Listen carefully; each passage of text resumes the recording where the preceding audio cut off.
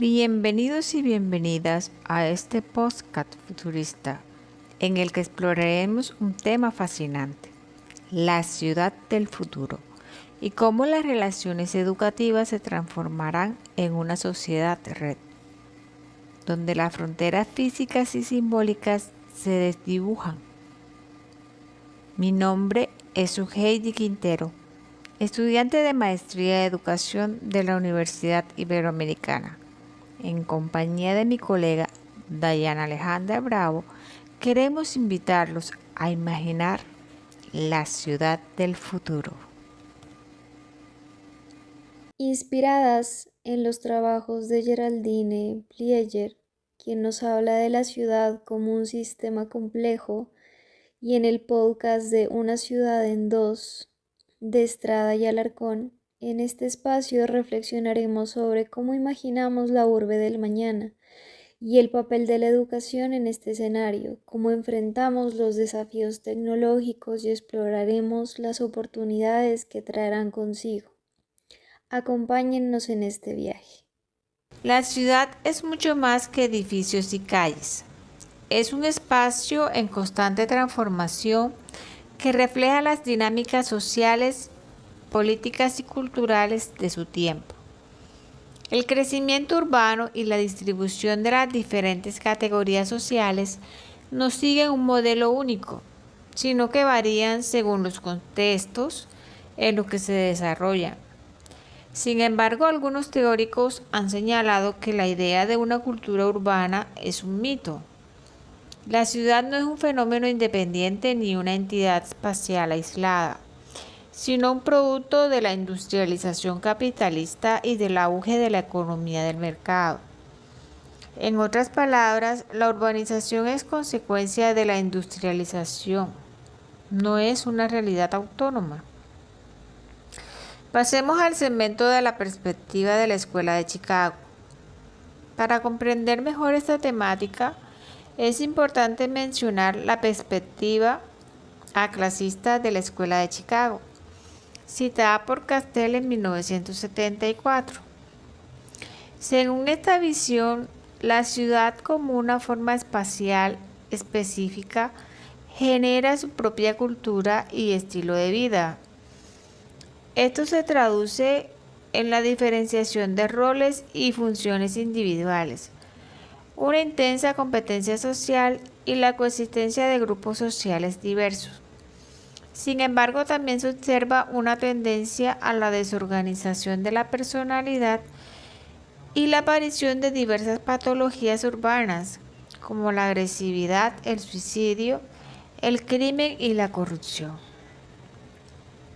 Castell cuestiona esta visión y plantea que la ciudad no es del todo autónoma, sino que está influenciada por relaciones de clase y estructuras de poder más amplias. En este sentido, es necesario replantear la ecología urbana para entender cómo el espacio y la sociedad interactúan de manera compleja. Desde una mirada estructuralista, no existe una teoría específica del espacio. Más bien, este se realiza a partir de la estructura social. El espacio y la ciudad son variables dependientes de factores económicos y sociales, lo que implica que su desarrollo está determinado por la producción, el consumo y el intercambio. Este enfoque desnaturalizó la idea de una sociología urbana autónoma de raíz marxista, la cual se centraba en las relaciones de clase y poder. En última instancia, las teorías no son eternas. Lo que realmente perdura es el conocimiento, aunque siempre de manera relativa. ¿Puedes brindarnos tu opinión sobre esta perspectiva? Claro, considero que el texto aborda el crecimiento urbano a nivel mundial, un modelo que tuvo sus inicios en Europa, Estados Unidos y otras grandes capitales y que ha sido adoptado en América Latina. Para explicar este fenómeno han surgido diversas teorías, destacándose dos enfoques principales: la Escuela de Chicago y la perspectiva marxista. El desarrollo urbano está estrechamente ligado al crecimiento industrial, ya que la ciudad es el núcleo del urbanismo. Este proceso ha evolucionado junto con el capitalismo, primero en su fase industrial y luego en su etapa financiera, lo que ha llevado a la concentración de la producción, el comercio, el consumo y la oferta y demanda de servicios en los entornos urbanos. Desde sus orígenes, la ciudad ha sido un espacio de intercambio comercial entre núcleos de producción. Este proceso fue impulsado por la clase obrera y las empresas y ha continuado hasta la actualidad. La modernización de las herramientas de trabajo y las relaciones sociales de producción han permitido la fabricación en masa, lo que ha llevado a la necesidad de distribuir estos productos en mercados cada vez más amplios. Con la invención de la máquina y su incorporación al proceso productivo, la producción se aceleró significativamente, obligando a las mercancías a buscar nuevos mercados más allá del ámbito regional y nacional, alcanzando consumidores internacionales. Así, el mercado fue el primer elemento en surgir y su desarrollo transformó la configuración de la ciudad. La clase dominante, compuesta por los dueños de empresas, consolidó un aparato político para mantener su poder sobre la clase obrera y otros sectores sociales como campesinos, artesanos e interculturales. Hablemos un poco también de la ciudad y la cultura urbana. La ciudad se convirtió en un espacio clave para el crecimiento urbano y la distribución de las distintas clases sociales, cuyas ubicaciones varían en función de factores sociales, factores políticos y culturales.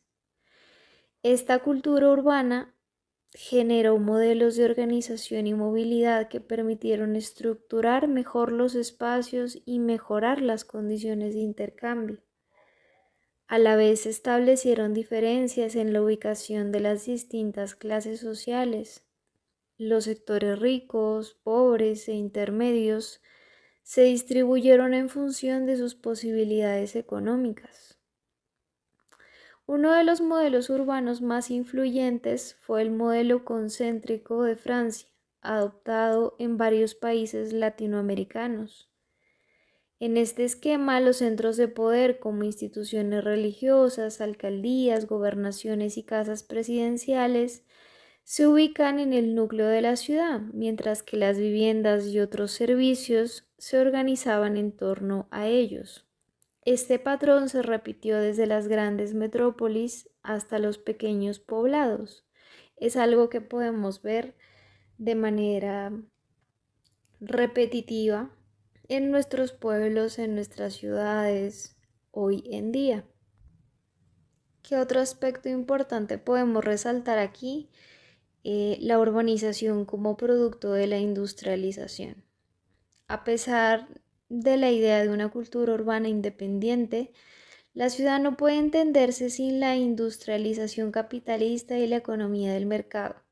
La urbanización es, en esencia, un producto del desarrollo industrial y de las relaciones de producción entre patrones y obreros.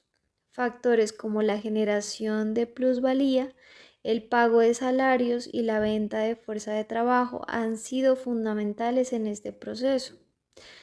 El crecimiento urbano fue impulsado por la ubicación de las primeras empresas que atrajeron grandes masas de trabajadores en busca de mejores ingresos, comodidades y acceso a servicios como la energía, educación y salud, en busca de oportunidades.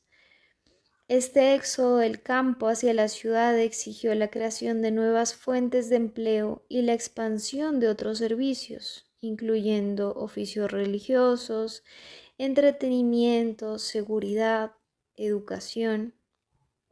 Para regular estas relaciones y necesidades sociales, surgió una estructura política encabezada por el Estado, lo que llevó a la politización de la ciudad. Entre la modernización y los problemas urbanos, tenemos que con el fortalecimiento del capitalismo emergió una nueva clase social, la burguesía financiera. A medida que avanzaba la industrialización, se desarrollaron inventos que mejoraron la calidad de vida de quienes podían acceder a ellos. El crecimiento de los medios de transporte y comunicación modernizó las empresas y facilitó la expansión urbana. Sin embargo, este desarrollo no siempre siguió un orden planificado. En algunas ciudades el crecimiento descontrolado generó caos y problemas como contaminación, delincuencia, inseguridad. Así, mientras la urbanización trajo avances en múltiples aspectos, como podemos darnos cuenta, también ha traído consigo muchos desafíos significativos que siguen siendo parte de la realidad urbana actual. Por supuesto, la vida en la ciudad crea su propia cultura y forma de vivir. Se caracteriza por la especialización de roles, la competencia, la diversidad social y la constante movilidad. Sin embargo, también puede generar problemas como estrés, agresividad, crimen y corrupción. El crecimiento de las ciudades ha sido estudiado desde muchas teorías, pero todas coinciden en algo. Lo material influye en lo social. El avance del capitalismo y la tecnología han cambiado la manera en que vivimos, trabajamos y nos relacionamos, transformando el espacio urbano y nuestras costumbres. Las teorías intentan explicar este fenómeno, pero la realidad siempre las desafía.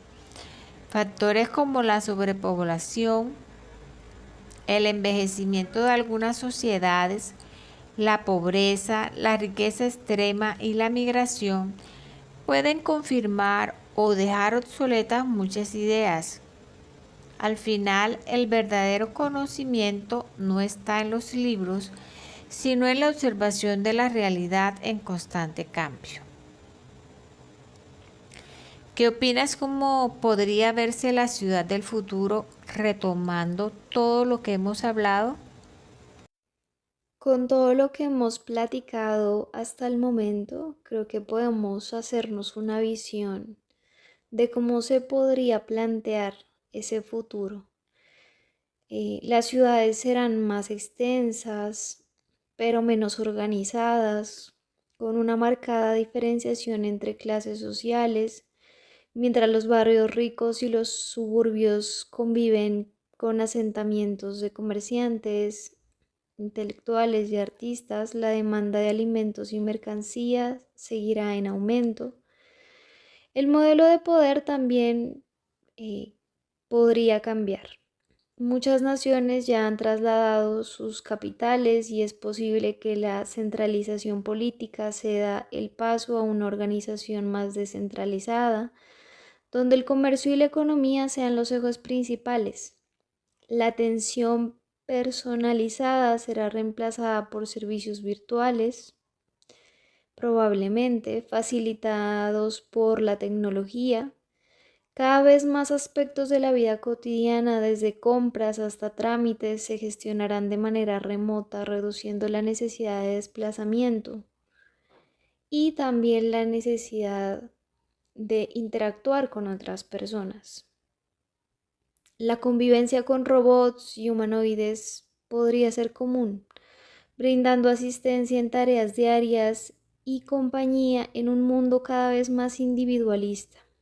La hiperconectividad y el auge de los medios digitales podrían fomentar una sociedad más distraída y aislada. Las profesiones también evolucionarían, priorizando aquellas vinculadas a la tecnología y la innovación.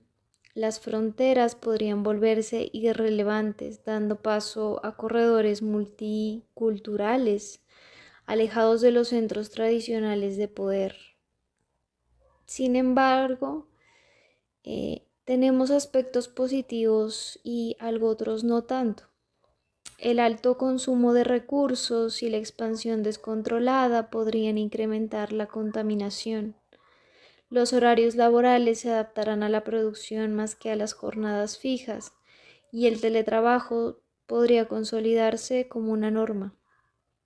En definitiva, la ciudad del futuro será un reflejo de nuestros avances y desafíos, donde la tecnología transformará la forma en que vivimos, trabajamos y nos relacionamos. ¿Cuáles crees que podrían ser las relaciones en torno a lo educativo en esta nueva idea de ciudad si pensamos en una sociedad red en la que la idea de frontera se complejiza? Podríamos imaginar que en poco tiempo la masificación del celular, la televisión, el computador e Internet han transformado nuestra vida.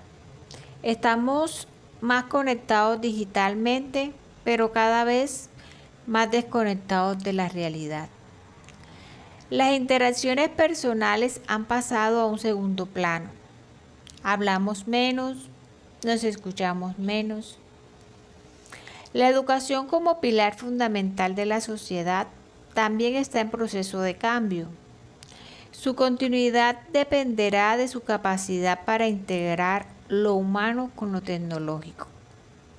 El aula debe ser un espacio donde se escuche, se dialogue y se fortalezcan valores como el respeto, la tolerancia y la convivencia, en sintonía con la familia.